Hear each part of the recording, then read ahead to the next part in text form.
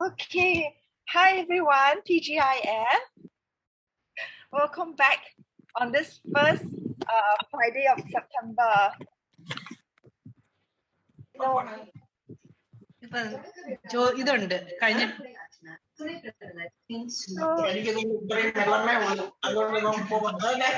your mic. Thank you. Mute your mic first. So later there would be a Q&A session. But in the meantime, if you encounter any questions, just go ahead and type into the chat box so that you don't forget the question that you want to ask us. So today's session is on what's bugging you. What are the pests that has been pestering you in your growing journey? So, hi, I'm Dorothy. Just in case you've never met me before, and welcome to all the regulars who have been joining us almost every Friday.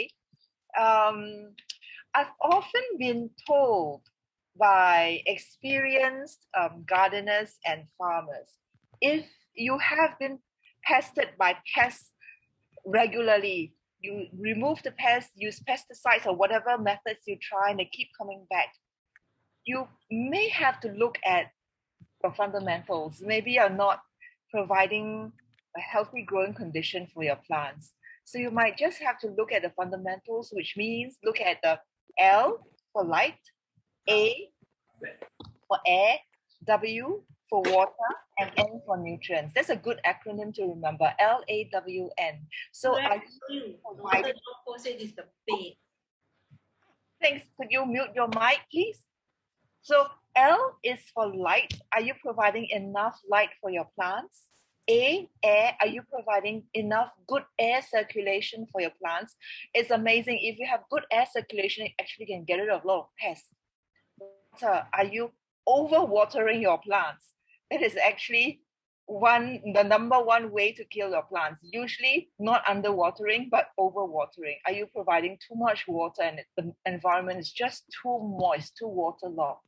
And nutrients, are you supplying enough nutrients? Whether you're using soil farming, nutrients in the soil, or hydroponics, are you taking care of your water, your nutrient solution, calibrating it, testing it in the right way? So if you have done all this right and the pests are still coming back, today you're going to tell us how to get rid of the pests.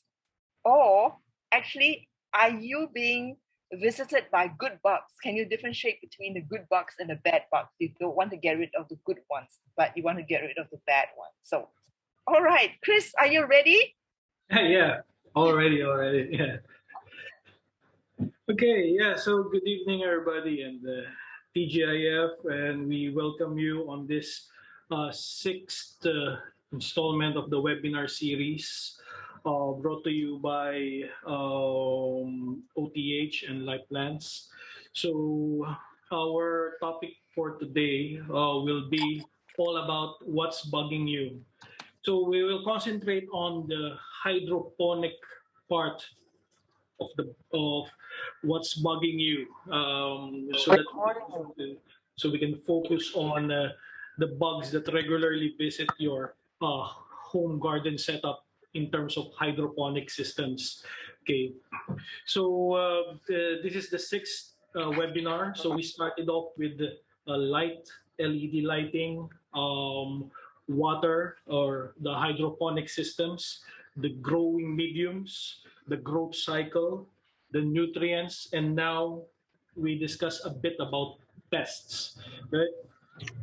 So let's go on. So it's hydroponic pest management. What's bugging you? So bugs everybody who is doing gardening, may it be soil, soilless.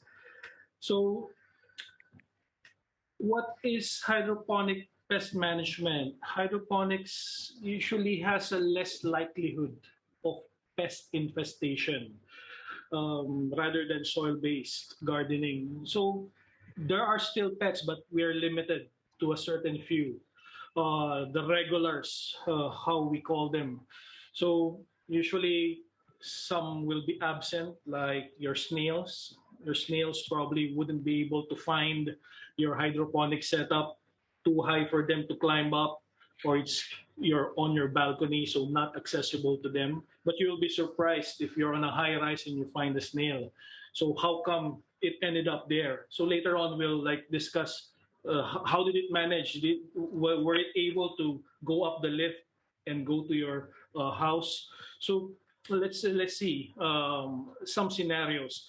So yeah, there are still the same concerns of protecting your hydroponically grown plants from these types of pests.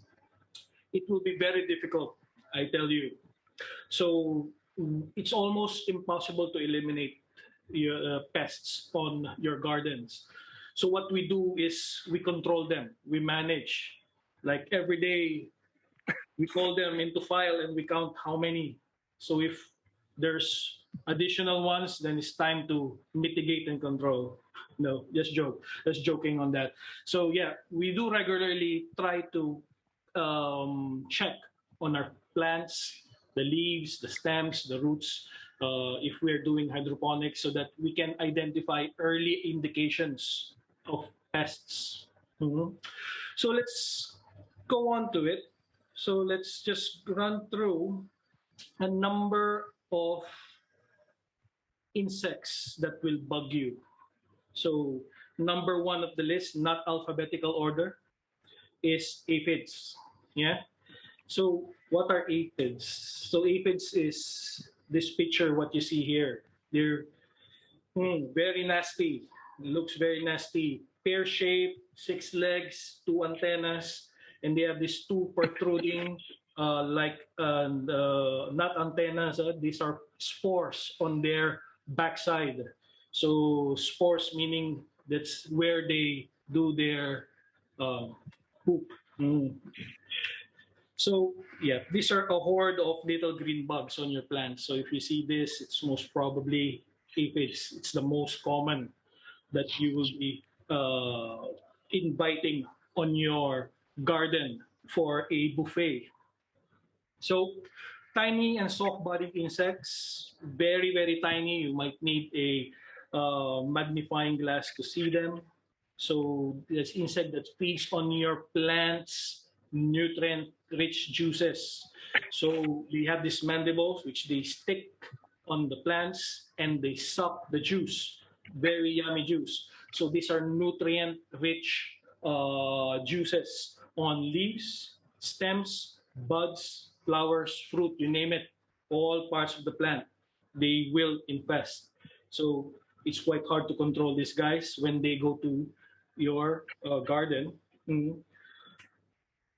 So this is the exactly what they look like. Not as cute as above, so the above picture, but these are what they will usually look like.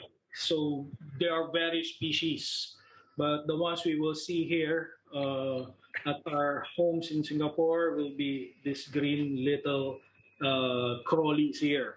So they can be white, black, brown, gray, yellow, even light green. That's what we have here.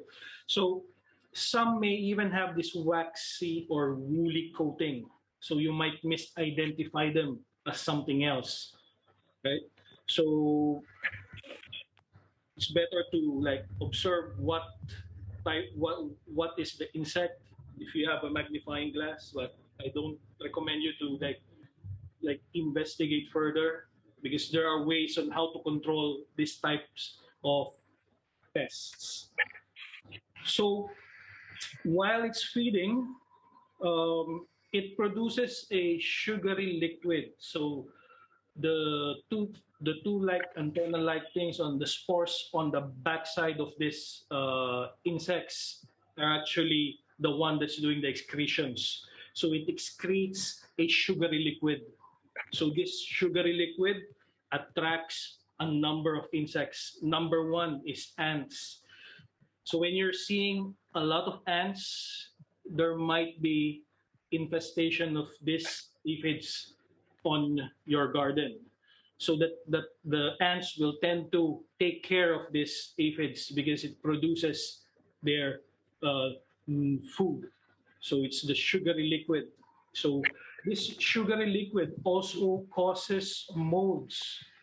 So when you see the mycelium, the white like stringy thing on your plants, so that might have been caused by this sugary liquid excretions of aphids. So if you see those white molds, you might misidentify again what type of insects are on your um, plants.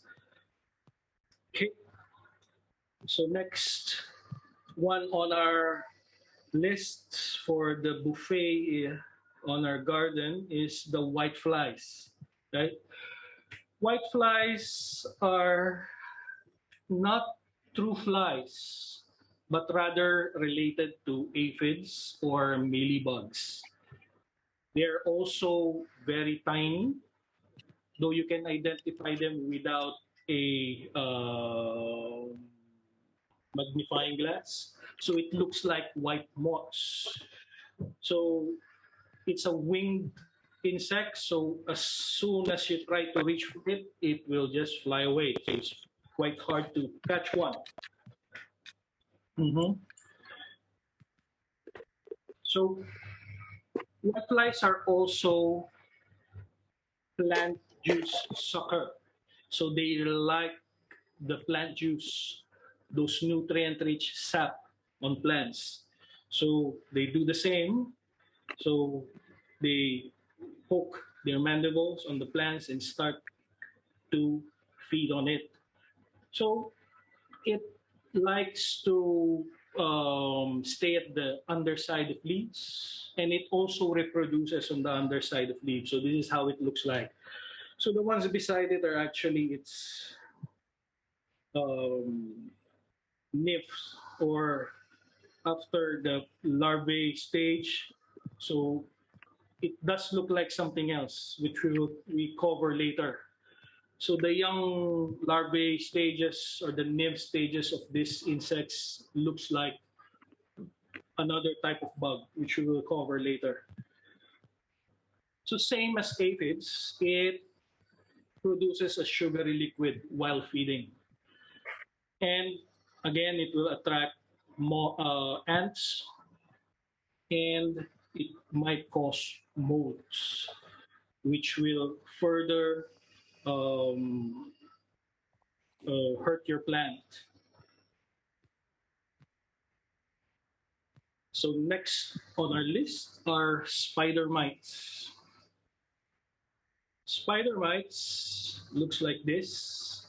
So it looks like a mite, a tick, and a spider because it has 8 legs. That's why it's called spider mite. So they're very small. It could be white or red spots on leaves. So it's quite hard to identify as well because they're very tiny. You will need a magnifying glass. So it usually hangs out on leaves or stems, and it produces a white cottony webbing like that. If you see a white webbing with this small red specks, you might have spider mites.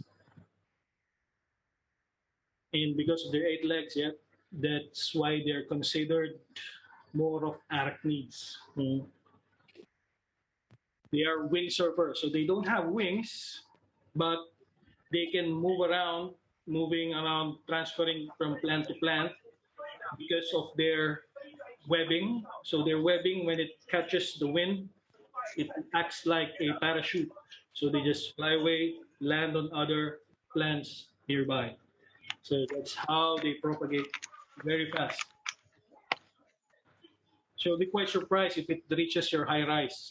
Yeah, wind does blow all the way to our high rise and can carry these spider mites with them.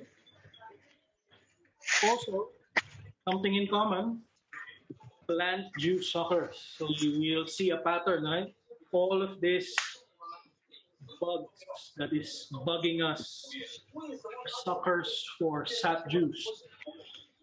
So they feed on our plants nutrient-rich sap on leaves and stems. Next one, fungus gnats.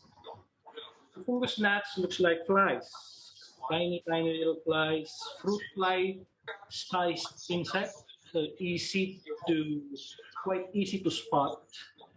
So it's grayish black in color with gray or see-through wings.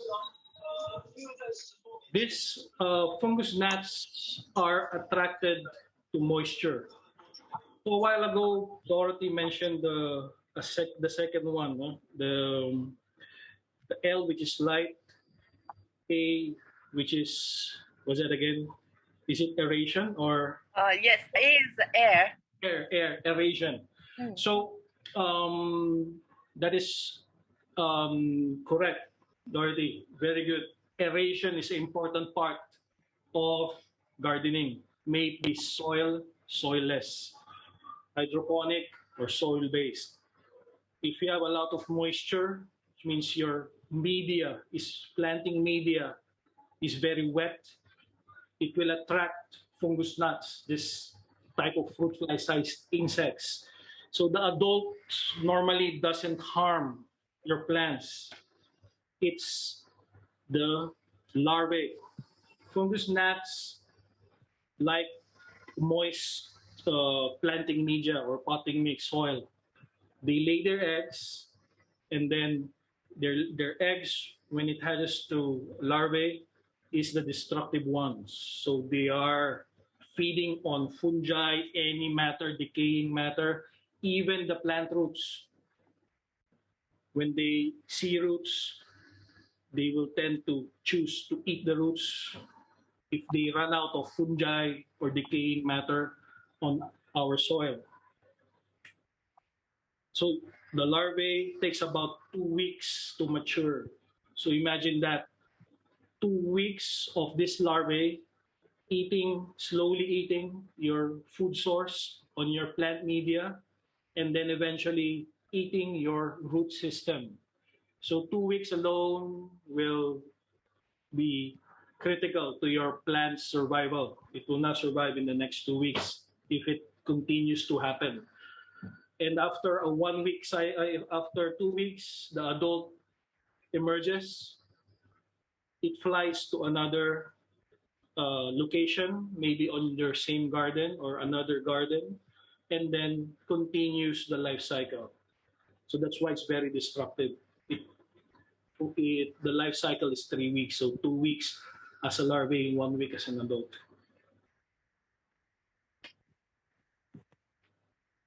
Okay, next one, mealybug. Mealybugs are small insects, about 1 to 4 millimeter in size. The body is round, usually covered with a white cottony or mealy or waxy secretion. This is how they look like. I know that some of you may have encountered this and is well bugged about its presence. Yep.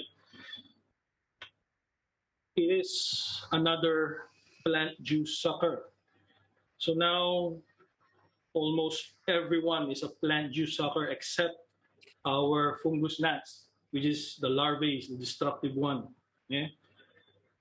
The mealybugs clusters on midribs of the leaves, so midribs and then the veins. So they like directly getting your nutrients from its source. So not any part of the leaf, but the midribs and the veins. And like your aphids, your whiteflies, it produces a sugary liquid excretion that attracts other insects, ants, and could cause molds on your plant leaves. Right. Oh, wait, there's more. Mhm. This is thrips. So thrips is another slender type insect. It's a winged insect, about 3 millimeter in size, which has fringed wings, meaning the wings are like hair-like structures on the wings. This guy doesn't fly really good. It's just more like of jumping around, right? Transferring from one place to another. They're not really good flyers. Under the microscope, under the magnifying glass, it looks like something like this picture here. Mhm. So one good thing about thrips is it will introduce itself to you that I'm a friend. I eat other insects like your aphids, like your mealybugs. No problem. I will eat them for you. But when I'm done, I will also eat your plant because I need them to reproduce. So they lay their eggs on the leaf and hatches in 2 weeks. So nymphs look like a lot like the adult, except they're wingless and about yellow in color. So the nymph stage, like the fungus gnat, is the destructive stage of this insect. They're voracious plant juice suckers. So another plant juice sucker. Hmm. So I believe those are the common ones that we will cover on this particular session. There are more. There are more, but for now we will cover this few that we have run through. So how to prevent them? So they say an ounce of prevention is worth a pound of cure. So let's do a clean start. And how do we do a clean start? Yep, we wear our PPEs to be really clean. No, just joking. We just need to be, do not bring anything in your garden area that isn't clean or contaminant free. So how do we know? So we spend a lot of time outside on other gardens or maybe on nurseries trying to find a new plant for our addition at the house. So we don't really inspect these plants when we bring them home. We straight away on the same pot put it on our garden. So insects, as we know now, are very small. These bad guys, really small. They tend to hide, really good hiders, very good hitchhikers. They can fly using the wind if they're flightless. So, so they're very sneaky. So when in doubt, you sterilize. So even yourself, I mentioned. So try to like dust yourself, change your clothes once you go in your growing area because you wouldn't know if there are hitchhikers that has been stuck on your clothes, yep, even on your hands, right? So sterilize when in doubt. So how do you sterilize? Just inspect the plant. Later on, we'll run through some organic ways on how to like uh, daily care of your plants to prevent these types of insects. But first, we need to put in measures like regular or something that we can follow, a checklist that helps us remind ourselves how to prevent these bugging situations. But first, we need to identify if this is a friend or a foe. So we just ran through like 3 good bugs that is that we can see from day to day. So there are quite a number of friends. Not all are bugs. Yeah. So some earthworms, some nematodes, but we're focusing on our hydroponic setup. So we will cover some that could visit our hydroponic setup.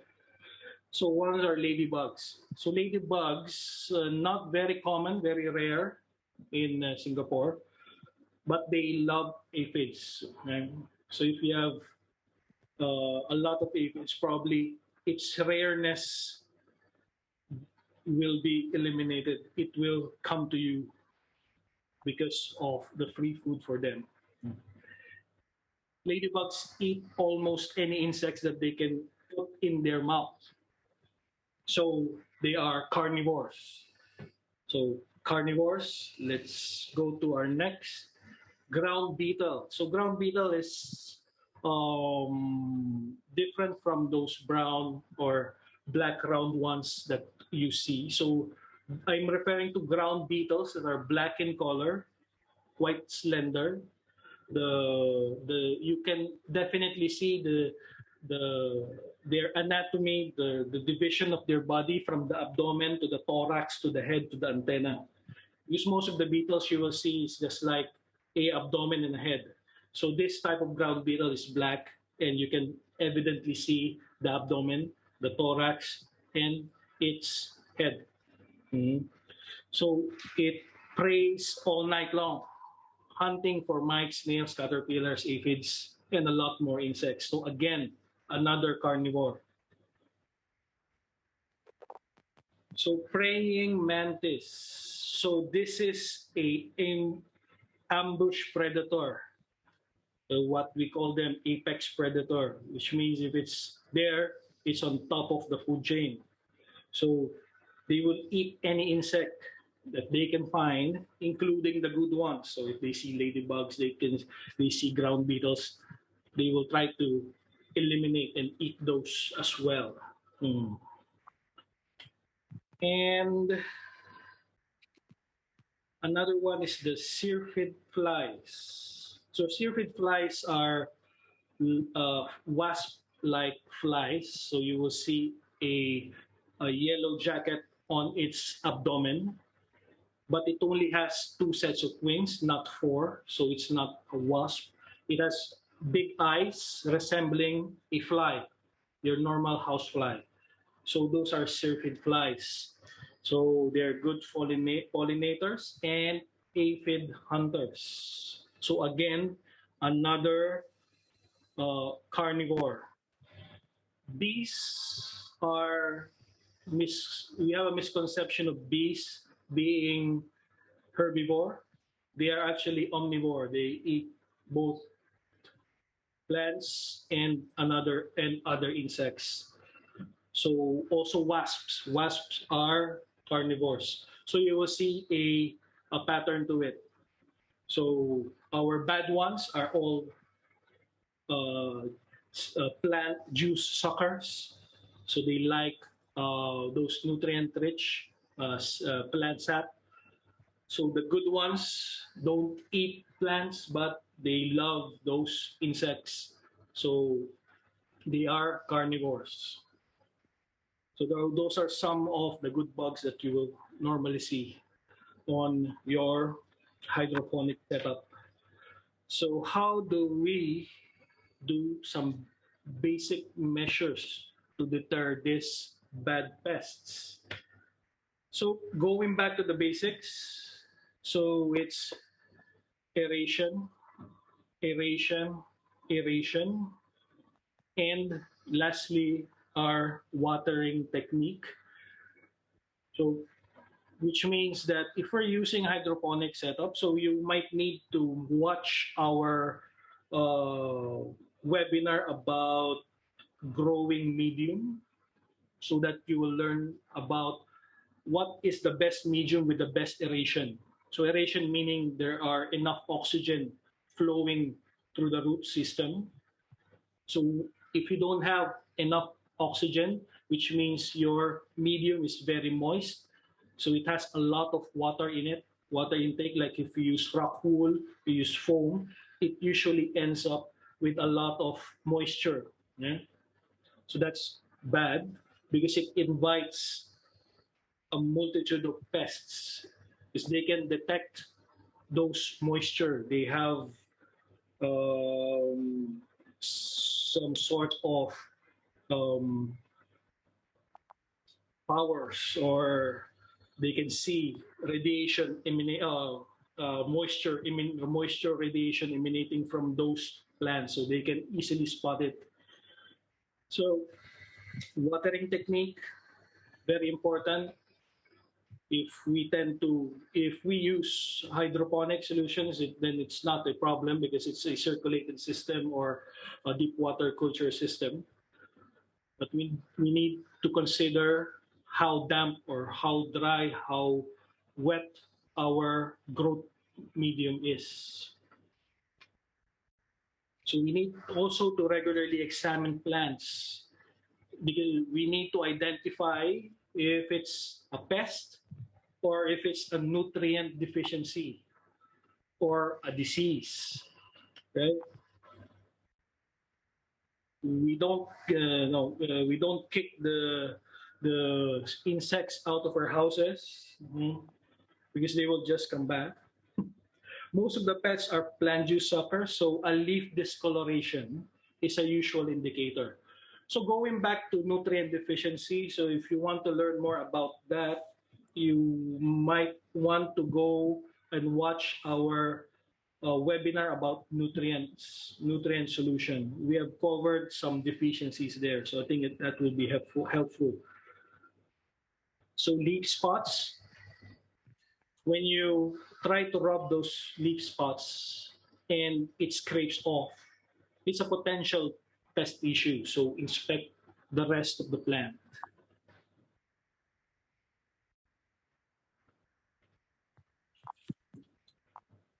Continuing our pest management, daily care for your pests. Daily care. So we tend to use sticky traps, those yellow things like to try to trap flies, just to identify what are we Library will dealing be with. closing in 30 minutes. If you wish So to we borrow need to books, we advise you to do so now at the borrowing stations or via the NLB mobile app. We thank you for your visit and hope to see you Chris, again. maybe you need to mute all participants for the moment. Yep, mute all. Okay. So sticky traps, going back to that, those are yellow sticky tapes. So if we are identifying what are you up against, it's better to use sticky traps. Sometimes they will trap these insects, flying, non-flying, because when the wind comes, it will shake and some of the insects will drop down. But I suggest not to use sticky traps because it traps other insects as well. Sometimes it traps lizards. It happened to me a couple of times. I'm trapping lizards. So poor things. I'm not able to free them. So be careful when using sticky traps. Yeah, we want bugs to be caught on that sticky traps, not our friends. So a good spray down usually dislodges pests and render them unable to find their way back to plants. So it's something like you're during the morning when you wake up, then you plan to do a shower early in the morning. There's no heater. Once that first wave of cold water goes to you, that's it, right? You're gone. It's very cold. So a good spray down for the insects affects them in the same way. They get shocked. So when it dislodges them, sometimes they will not be able to find their way back to the plant. Flour. It's not just for baking. So mix with water, spray down on leaves. The solution constipates these suckers. So most of our pests are sap suckers or plant juice suckers. So when they go about their business sucking on the leaves, they will be getting some of these solutions that we have sprayed on the leaves. So what happens is that it constipates them. So they will have problem on processing that and drawing and taking their excrements out. So once that happens, they will identify the plant as no good. This plant doesn't taste right. They will most probably go away, right? So pepper, garlic, onion sprays, sounds yummy, so it constipates them as well. So number one is pepper. Yeah. So if you spray a diluted pepper solution on your plants, it constipates this type of insects that we have covered earlier. So as long as they're plant juice suckers, then they will find these solutions on the leaves. And they will taste differently and they will evacuate. So continuing on pest management, so we covered some organic pesticides. So the flour, the pepper, garlic. So let's run through some more. So neem oil, soap solution drives these bugs away as well. So what happens with neem oil and soap is that when sprayed on plants, when they try to move around the portions of the plants that we have sprayed on, it coats their body. So once it coats their body, they get irritated and will evacuate the plant. So we have covered quite a number of ways how to deter this or expel these pests from your plants. So we haven't covered things for their eggs yet. So what do we do with the eggs? We cannot just try to find because it's very small. Yeah. So this is what happens when we put neem oil. So they get drunk, hangover. No, just joking. So it drives them away because they don't like the feeling of having those or solutions penetrating through their scales or membranes. So for the eggs, one thing that I have discovered or learned throughout the course of me doing hydroponics is fruit enzymes. Number one. So they help on actually rendering these eggs not to hatch. So fruit enzymes are 1 part sugar, 3 parts citrus, 10 parts water. So all in one jar, covered, no air. That's why it's called anaerobic. Anaerobic for 3 weeks. So meaning it's stored on your container for 3 weeks. And you just open it 3 times a day so that the gas will escape. So in 3 weeks, you have your own organic pesticide to kill these eggs or even deter the insects in themselves. So 1 teaspoon makes 1 liter of this solution. So spray on your plants every day. This doesn't harm the plants like neem oil soap doesn't harm plants as well. Flour, water solutions, and pepper solutions, this doesn't harm the plants. So fruit enzyme solution prevents eggs from hatching. So once you have driven them away, they leave the eggs on the plants. So we need to do something with the eggs. Number one is fruit enzymes. So fruit enzyme probiotic promotes plants' immunity for both pests and diseases. So very good also to build up your plant's immunity. Okay, so I made it really short about, oh no, it's quite long already, 30 minutes, because I want to hear some questions and I also want some sharing. Like if you have some tips, if somebody has tips, just raise your hand. You can share it with us, the team here. So thank you. So off to our QA and knowledge sharing. If anybody wants to share. Okay, thank you, Chris. There are some questions in the chat, so we'll go through that before we invite participants to share with us your experiences with dealing with the bugs. So Terry in the chat asked, is there a possibility for mosquitoes to breed in neutral solution in the NFT reservoir?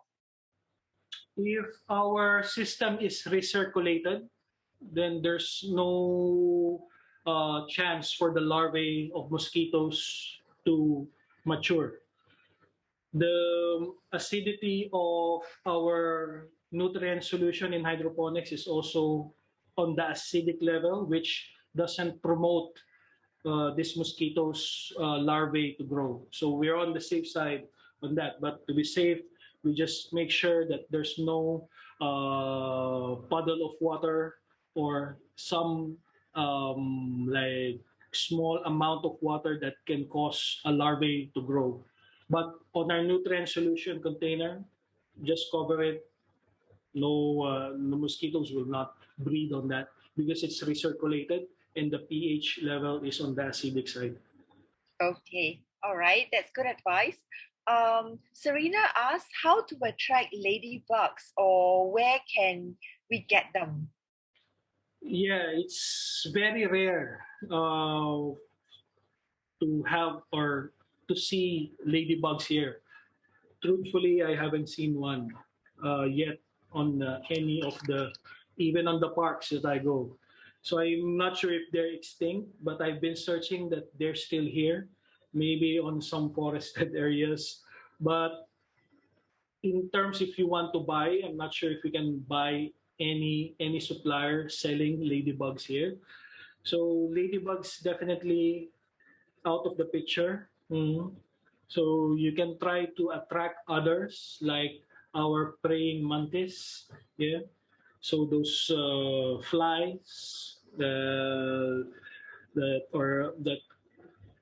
can actually eliminate these types of pests that you have.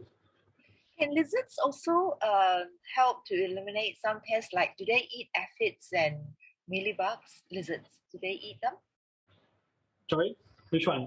House lizards. House lizards? No, I don't think so. I don't think so that house lizards go to the extent of going through leaves. So house lizards tend to hunt insects that are near light sources. So that's why we always see them on our ceiling trying to hunt insects. So they're really lazy. They want to see the insects rather than hunt.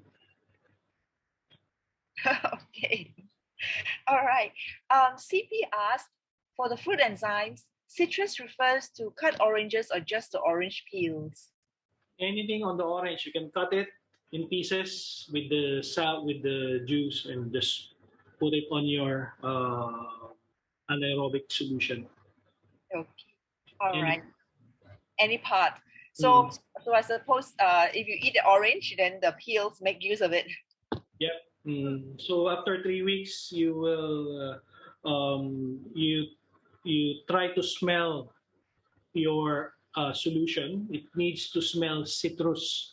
So if it smells something else than citrus, there might be something wrong with your enzyme. So throw it away and do another one. Okay. All right. So CP, since you started, since you asked the question, I remember you asked in the Facebook group about white flies on your chili plant. So Chris, CP has a problem with white flies on chili plants. So why are they attracted to chili plants, and how do we get rid of white flies in particular? Yeah. So what I know about types of chilies. So these chilies tend to emit an odor. So they call it a volatile organic compound. So these chilies invite pests because they produce certain gases or aroma or smell that these white flies, aphids, mealybugs are really fond of. So you will usually see them congregating more on your chili plants rather than your other plants. So that's what I've read. Though the research is still going on, You can read some about the VOC, volatile organic compounds on chili plants.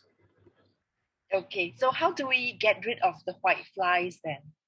Okay, so it's a matter of prevention. So you can start away if you don't have your enzymes. There's one supplier that sells them, gardening with a purpose. So you can just check their website, GWP, Gardens with a Purpose. So they usually sell this enzyme. So you can straight away spray, maintain it. It's a daily care routine. So you plan to deter pests and kill their eggs. Okay, so using the fruit enzymes. All Mm. right. Jean is asking, my blue pea plant leaves keep getting attacked by something that makes the leaves shrivel. Will pepper spray drive them away, or should I use something else? Yeah, so tendency of leaves when they get attacked by these suckers. So because these insects sucks plant juice, so you will see the leaves to curl. The leaves will curl and they will discolor because they are running out of nutrients slowly. So the way to you can use pepper solutions, neem oil, or the flour method. Which one is effective, I really cannot say because I'm not sure what type of insect is that. But the safest way actually is to do a routine, a daily routine of spraying plants. So some like the cold water spray, like overnight water, you just put on a spray. So a spray gun is really useful on this types of maintenance. Overnight water, meaning you have uh, put the water overnight for so that the chlorine, because we use tap water, so that the chlorine will expel to the atmosphere. So you can use it the following day to spray. So in the morning routine, you can usually do that. Mm. So it's a matter of prevention. If it's already there, it might be too late. So if there's already curling leaves, discolored leaves, just cut it away. Cut it, throw it. If there's any other leaves, cut it, throw it. So if your plant has like 3 or 5 leaves remaining, it's okay. They will survive. So as long as you remove those leaves that are being sucked with the nutrients that the plant needs to survive. Okay. Dean also asked for the bath in the morning analogy, because the cold water will shock us, right? So she's wondering if we use cold water on the plants, will it shock the plants also, besides Ano, shocking the pests? yeah, so do it every morning. So not you don't wait for the like noon time. Do it in the morning where the sun hasn't risen yet. Yeah. So the plant will not be shocked in a way that it's a hot, humid environment and suddenly there's cold. But don't use very cold water from the refrigerator.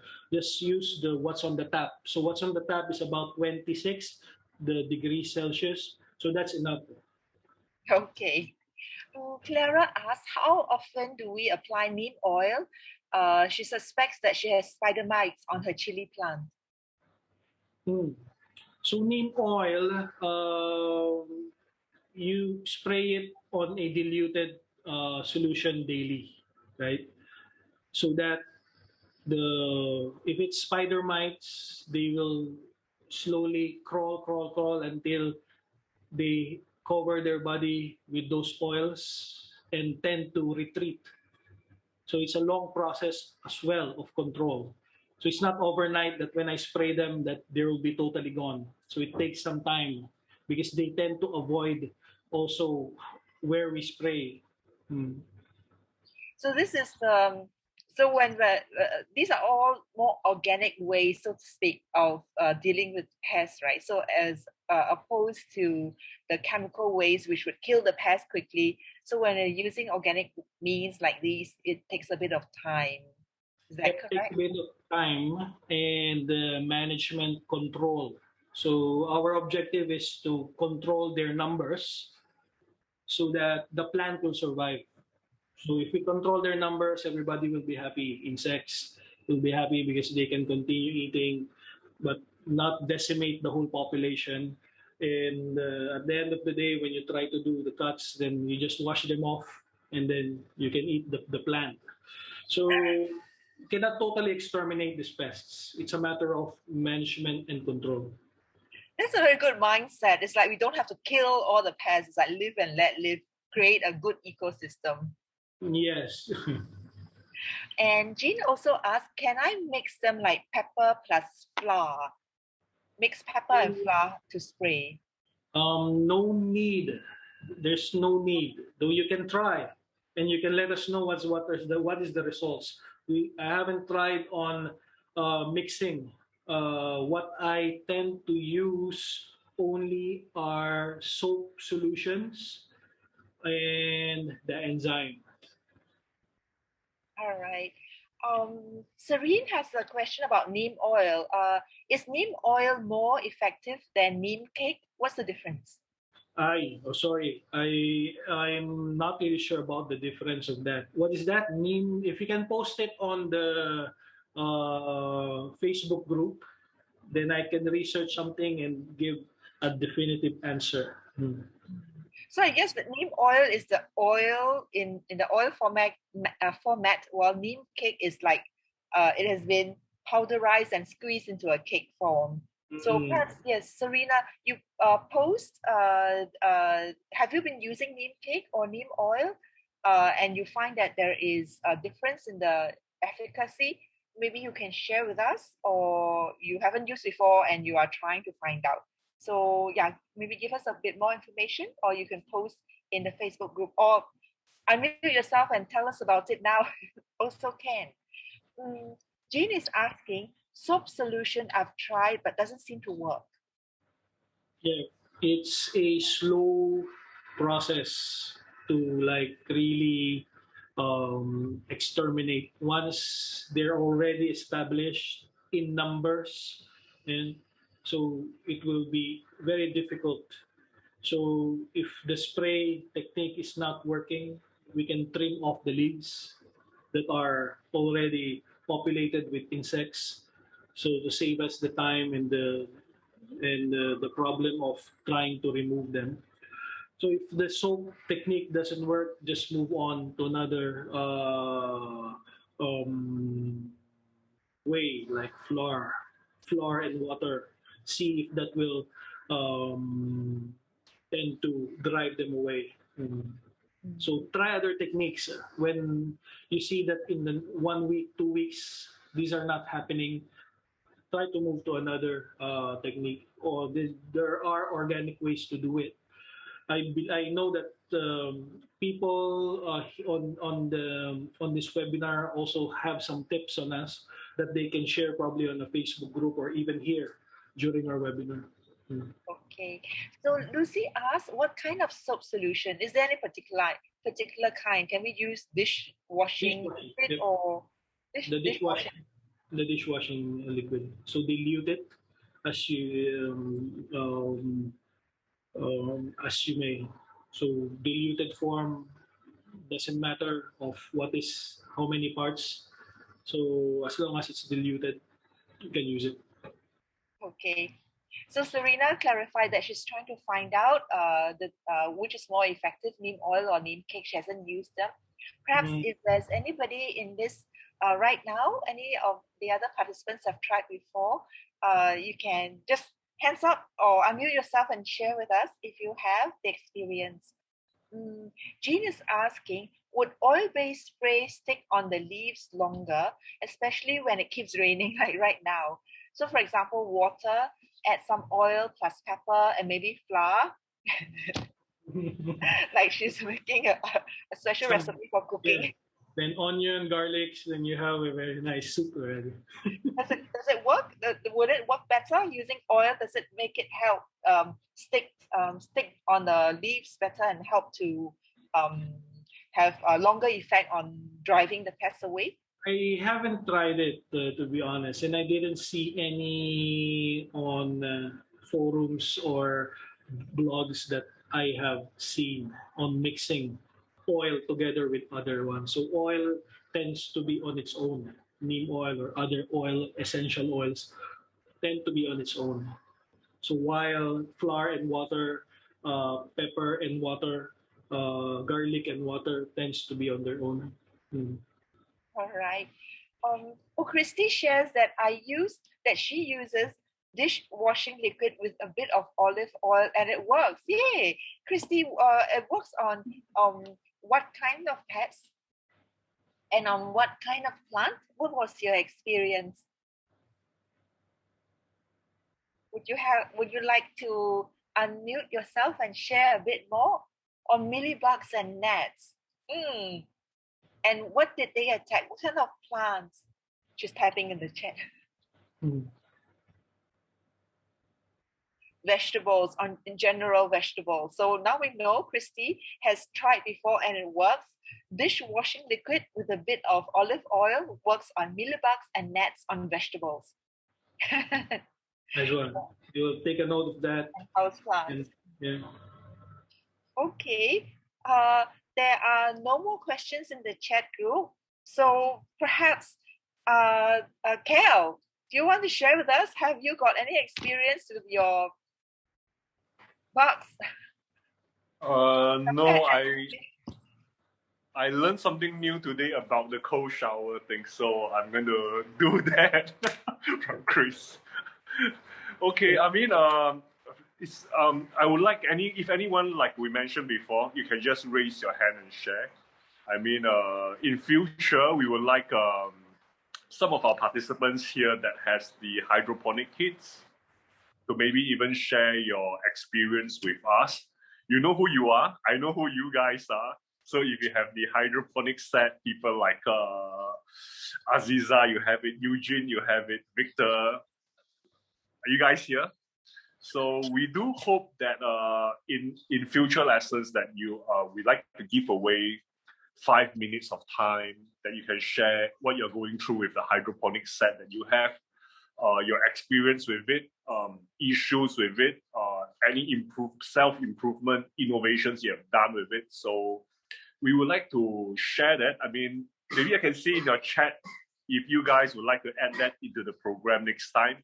If you like to, just type yes. Yes, for me. Yes, for me. Actually, I'm Cool. very curious because I am really just too busy. I have Kel, the sample that you sent to me, your grow kit, but I've not started using it. I'm sorry, I've been so busy. Maybe I should. So I'm very curious, whoever of you who has won that or bought that and has been trying to grow, please do share your experience with us. And also those who are on the OTH hydroponics pilot program, if you have any questions and you have no time to come and volunteer at OTH to ask your questions, you can actually ask here. We'll also try to see whether we can help you solve some of the problems that you have encountered. Or if you want to do a comparison, if you have both the OTH kit and the LifePlantz kit, what's the difference? You can do that too. You can share that with us. Yep, that would be great. So a few yeses here. I mean, that's nice. So what I'll do is I'll just handpick and email some of you guys that has the OTH hydroponic set. So I'll email you and also email those that has our start kit. So you may want to share some of your experiences with us. And Kara and Kosam, I still owe you the start kit. I haven't sent them to you yet. Kosam, I think you're online. Kara, I think you're here too.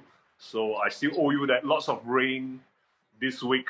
Our logistics driving around have been quite a jam up. So you'll be receiving it very soon, very soon. And together with people who are winning it tonight. Yep. So that would be the highlight for the next webinar. So we'll continue to have this format, but now something new added. So in future, I suppose we would have 1/3 of the time, Chris, sharing your expertise with us, and then we'll have 1/3 of the time on Q&A, and 1/3, I hope that we can invite participants to share your experiences with us. Okay. And for those who are brave enough, maybe you can take some questions too. Yep. All right. So Okay, back to drawing. I'm going to give 3 more sets yay! of start kit. So those who have received it, please share with us. I mean, I saw some posting on Facebook, which is good. Please share with us. Someone asked about the orange ball. Chris, they found in the I think Terry posted.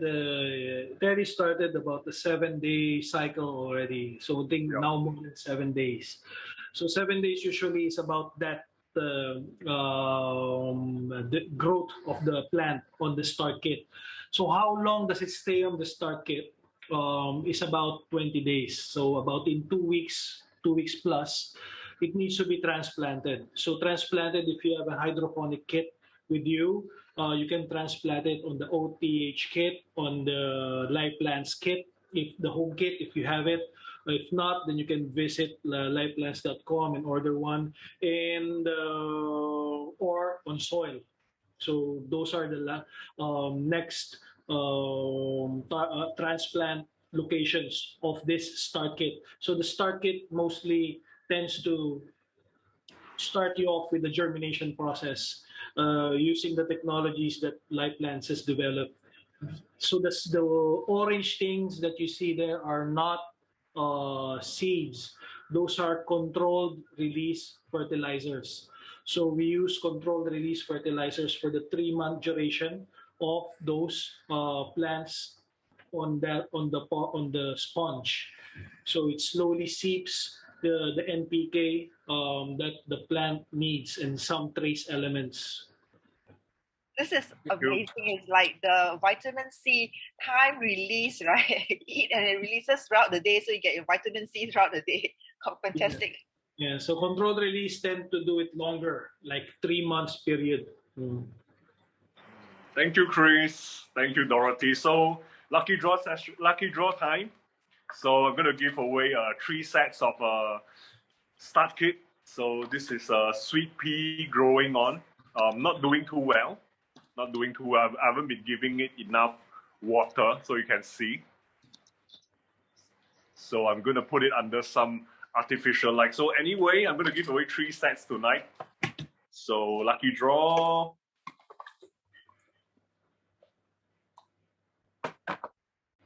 Oh my gosh! Now Kosam, Oh, I'm gonna send you 2 sets. I'm gonna send you 2 sets. Kosam, I got your address. Thank you. lucky Kosam. So you have to share with us your experience using Yeah. it already. I'm gonna send you two kinds of seeds. Yeah. And I have Shakila. You can see Shakila. Congrats, Shakila. I'm gonna send it to you. And one final one. Somebody whisper. Somebody's whispering, yeah. Alessandro, I got you. Congrats. Most welcome, Shakila. Most welcome. Thank you for attending. So very soon I'll email you guys. I got your email address and ask you for your contact details, address. Thank you. All right. Thank you very much, Kel and Chris, and thank you everyone for coming on today. And thank you for appreciating. Some of you have said thank you for to us for organizing this. I really want everybody to learn together. And if you, for those who have been coming on to this webinar regularly, I really appreciate your participation. And now, don't just say thank you. It's over to you. You have to share with us your experience. Yes. All right. So that's it for tonight. Keep us posted on Facebook group and see you again. Oh, Chris, when would the next webinar be? Is it next week or 2 weeks later? 2 weeks later. Okay, so now we're going to put some time on like people drawing interest in the questions and the type of topic.